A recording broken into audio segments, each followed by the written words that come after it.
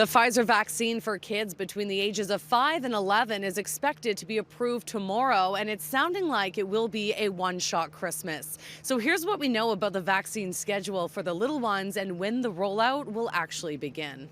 People should have a reasonable expectation that we're going to be doing it as quickly as we possibly can.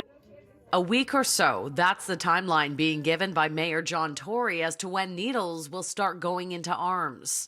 There's obviously time then to ship the vaccines and then to make them available locally and to get the clinics open. And I think all of that should be done in pretty short order because our plan is ready to go.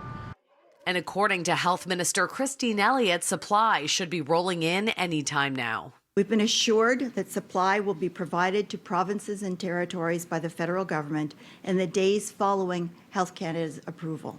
And it looks like eligible children will only have time for one dose before the holidays, with NACI expected to follow the same vaccine schedule that was laid out for adults.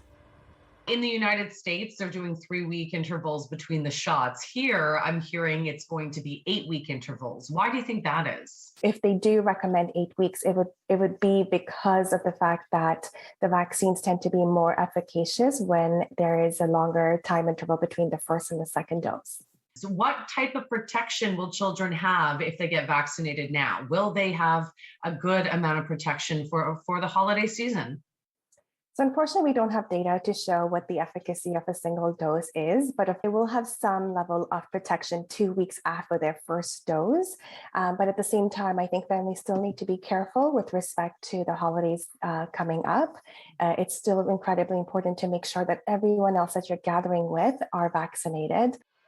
If that 8-week interval is recommended, that means the first rush of kids to roll up their sleeves won't be fully protected until sometime in February. And with the province planning to end the vaccine certificate system weeks before that, we asked the Chief Medical Officer of Health that they would delay reopening plans to allow the vaccine rollout to take effect. The government and the Chief Medical Officer of Health Office have made a commitment to all Ontarians to review the data on the 17th of January. We'll be prudent and never underestimate this virus.